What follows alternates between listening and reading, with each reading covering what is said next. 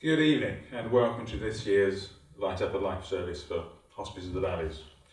My name's Grant Osborne and I'm the Chief Executive of the Hospice, and it's my job today to welcome you to this year's service, which you can see from the surroundings is very different to previous years. Normally I'll be surrounded by brass bands and choirs, people huddling together for warmth and maybe a bit of snow in the background, but this year we're indoors, but we're still trying to bring you the key elements of all the previous year's services for you to enjoy.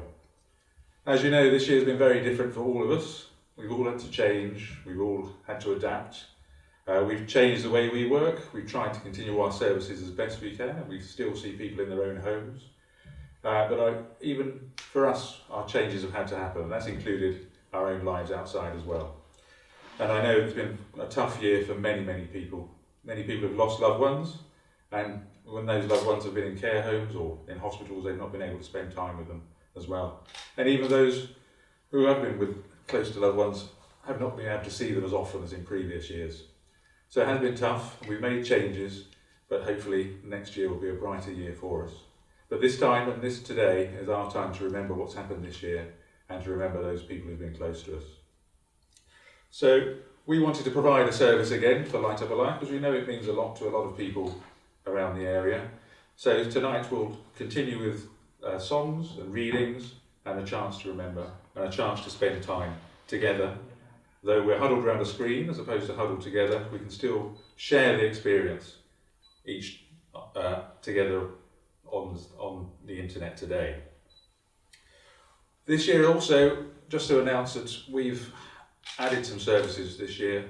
We've been grateful to have some extra funding that we now can offer some bereavement services to all the residents of Blaenau and Gwent, as well as the residents of Merthyr.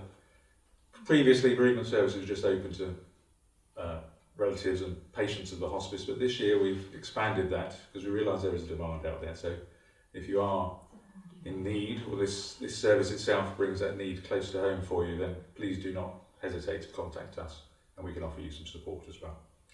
As with previous years, our service will be led by the Hospice Chaplain, Roy Watson, and I will hand over to him now to move proceedings on. Thank you.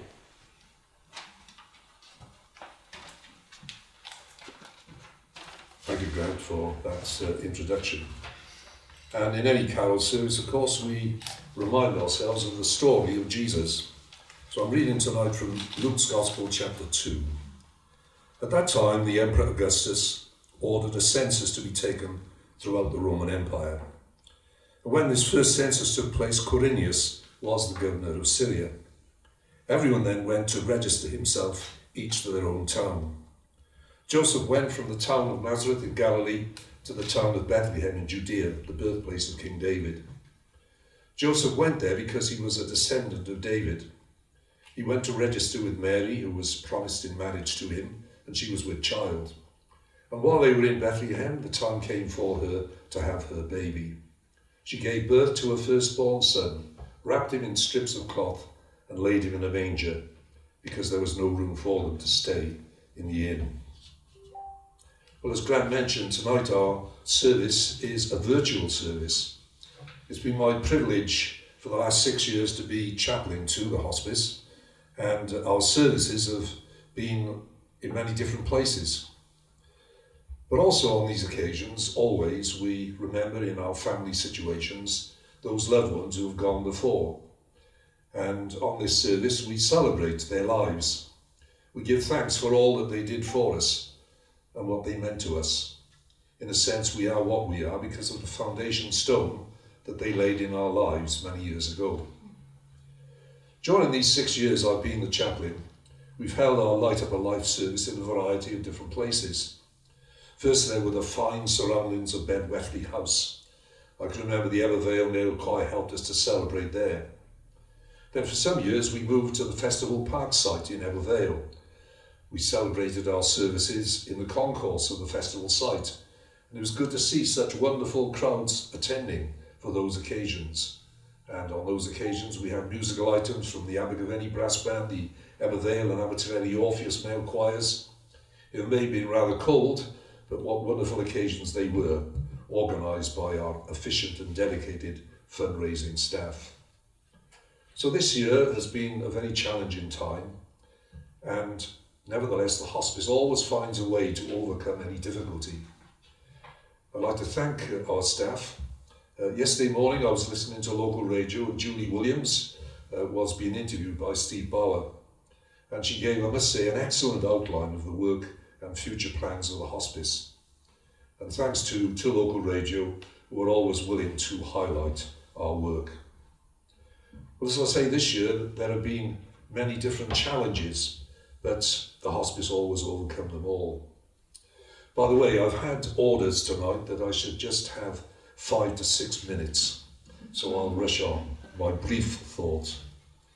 Before I came to the Valleys in 1996 to be the Methodist minister in the Valley, the Aberfach Valley, I was a minister in Barry for many years. The church was St. David's Methodist Church. It was on the Colquitt Estate in Barry. And at Christmas time, I'd grab a couple of our menfolk and we would go out to Bonvilston Garden Centre to select a 12-foot high Christmas tree. And we'd strap it to a 4x4 and then make our way back to the church. The following day, the Sunday school presented their nativity play. And in those days, before the leisure centres opened, we had a very good Sunday school there. My wife was the superintendent and there were over 90 kids on the books. All right, the youngsters were preparing to give their nativity play. So we borrowed a stage from the local primary school. And then we obviously had decorated the tree. And generally there was a very good congregation. Obviously all the parents turned up, so we had well over 100 people.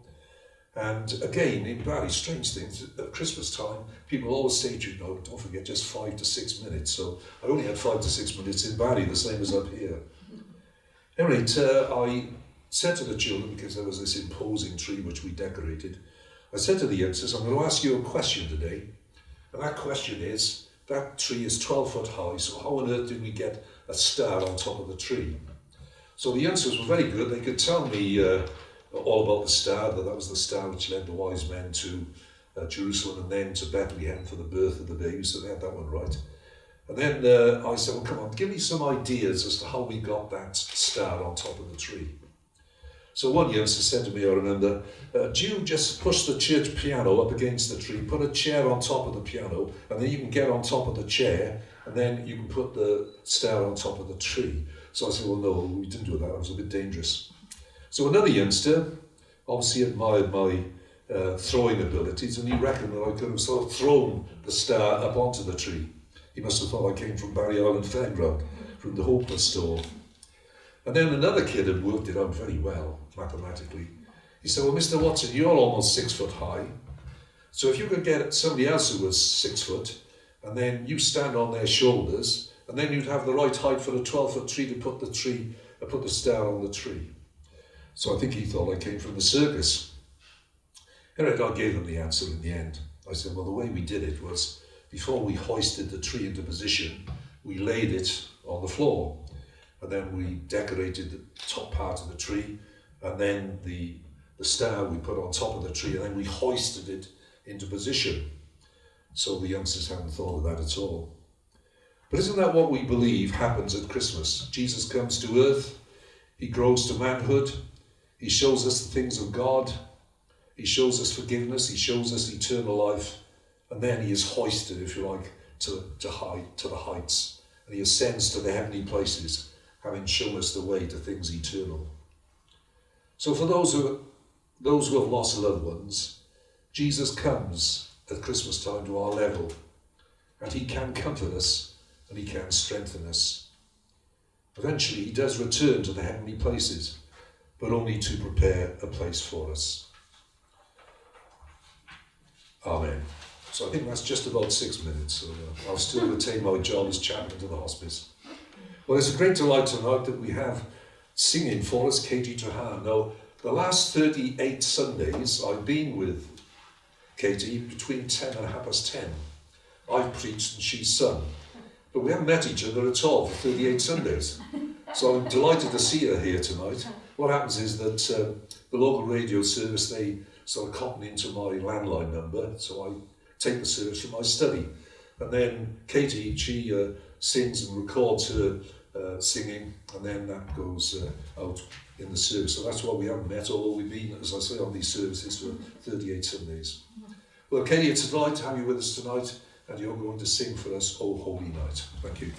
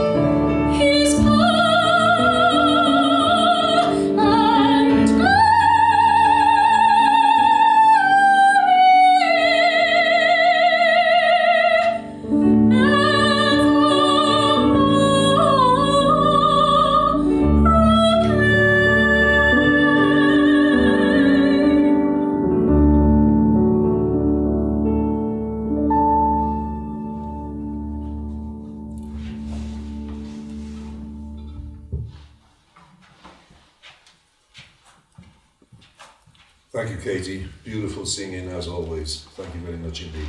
We look forward to later in the service when you'll be singing for us again. Well, Kim Jones has certainly been here on the staff much longer than I have, and it's always a great delight to be welcomed by her when I visit the staff at the day centre. And Kim is our lead nurse, and now she's going to read for us a reading entitled Christmas Candles. Thank you, Kim.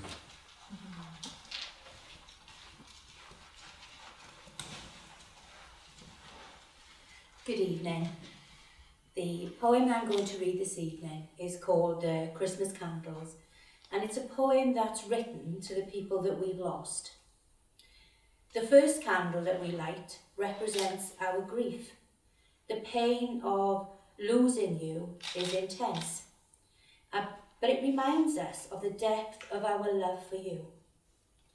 The second candle that we light represents our courage. The courage to confront our sorrow, to confront each other, and to change our lives. The third candle we light is in your memory, for the times that we laughed and the times that we cried, the times that we were angry with each other, the silly things that you did, and the love and the joy that you gave us. The fourth candle that we light is for our love. We light this candle so that your light will always shine. As we enter this Christmas and share in this night of remembrance with our family and our friends, we cherish the special place in our hearts that we've reserved for you. We thank you for the gift your living brought to us. We love you and we remember you. Merry Christmas, my love, until we meet again.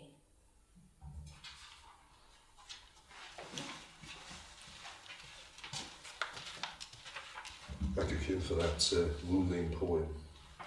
Well, now we have another wonderful singer with us tonight, and I've just been overhearing a conversation that she's had saying the different places that she's singing in the next couple of weeks. So we're very fortunate to have Gracie Jane with us tonight.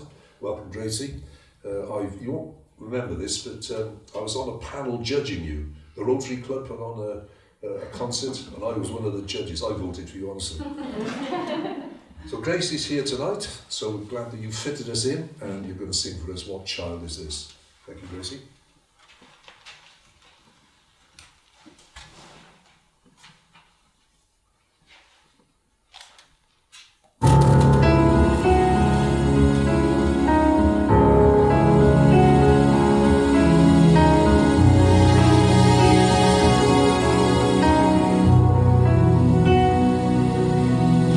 Child is this who made rest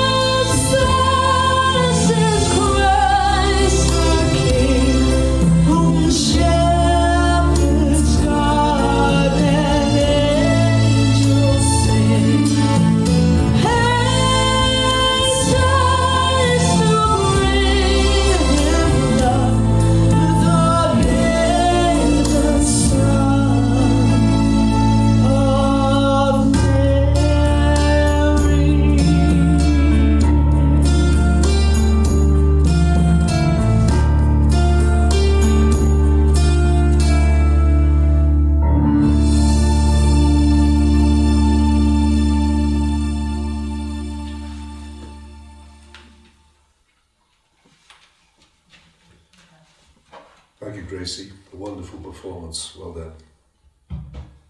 Well, in any service, we always have a prayer, and I brought along our church worship book, and this coming Sunday is what we call the second Sunday of Advent. So this is the prayer for that Sunday. God of all holiness, your promises stand unshaken through all generations, and you lift up all who are burdened and brought low. We remember those who are sorrowful at the moment at the loss of loved ones, but help them to see that they can renew their hope in you. So as we wait for the coming in glory of Jesus Christ, our Judge and our Saviour, we know that he is alive. He will reign with us in the unity of the Holy Spirit, one God, world without end. Amen. Well, it's a great delight that we're going to have Katie and Gracie singing for us together this time, and they're going to sing Silent Night, Holy Night. Thank you.